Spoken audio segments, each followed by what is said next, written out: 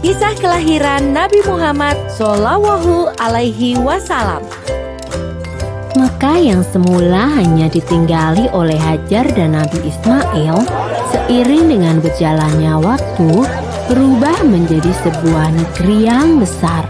Berkat doa Nabi Ibrahim, negeri itu sungguh mendapatkan berkah dari Allah. Masyarakatnya hidup dalam kecukupan dan sejahtera. Beribu-ribu tahun kemudian, Mekah berubah menjadi negeri yang sangat kejam. Sebagian besar masyarakatnya mulai melupakan ajaran agama yang benar dan berganti menyembah berhala-berhala yang mereka ciptakan sendiri. Di antaranya adalah Saman, Watan, Nusyun, dan masih banyak lainnya. Semua itu adalah Tuhan yang mereka ciptakan dari batu, kayu, ataupun logam. Bukan hanya Tuhan mereka saja yang berubah, sifat dan perilaku masyarakatnya pun juga berubah.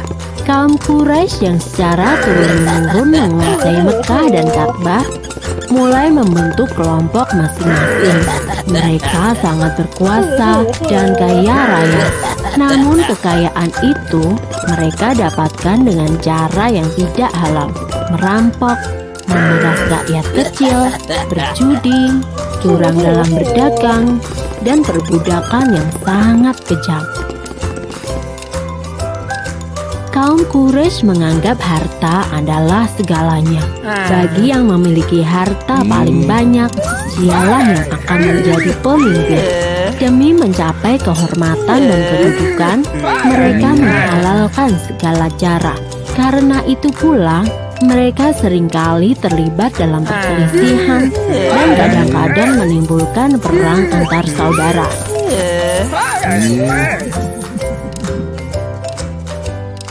Zaman di mana kaum Quraisy hidup dengan cara yang kejam disebut zaman jahiliyah. Pada zaman itu, ada seorang wanita soleh bernama Aminah. Suaminya bernama Abdullah. Pada saat Aminah mengandung, sang suami jatuh sakit dan akhirnya pun meninggal dunia. Aminah merasa sangat sedih karena harus hidup sendirian. Pada suatu malam, ia bermimpi melihat bulan jatuh ke pangkuannya. Menurut ahli tafsir mimpi, kelak anak yang dikandung oleh Aminah akan menjadi orang yang dihormati. Mekah dan Ka'bah semakin ramai dan berkembang. Orang dari segala penjuru selalu berkunjung ke Mekah untuk beribadah dan juga berdagang. Kemajuan Mekah membuat Abraha, seorang gubernur di Yaman, merasa kesal. Ia telah membuat rumah ibadah yang jauh lebih besar dan lebih megah daripada Ka'bah. Namun, tidak ada satupun orang yang mau beribadah ke Yaman. Abraha lalu memerintahkan agar semua pasukannya bersiap-siap.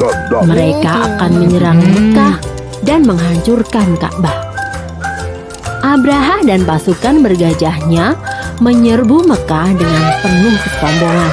Ketika ia akan menghancurkan Ka'bah, tiba-tiba datang ribuan burung ababil. Burung-burung itu membawa batu-batu berapi dari neraka. Kemudian batu-batu itu dilemparkan ke arah pasukan gajah Abraha. Dalam sekejap mata, pasukan Abraha berhasil dikalahkan dan Ka'bah pun dapat diselamatkan. Tahun itu kemudian disebut dengan Tahun Gajah. Pada Tahun Gajah itu pula, Aminah melahirkan putranya. Ia memberikan nama Muhammad, sebuah nama yang tidak lazim untuk anak-anak kaum Quraisy. Ialah Nabi Muhammad, nabi terakhir yang diutus oleh Allah. Ia dilahirkan pada hari Senin, 12 Rabiul Awal, Tahun Gajah.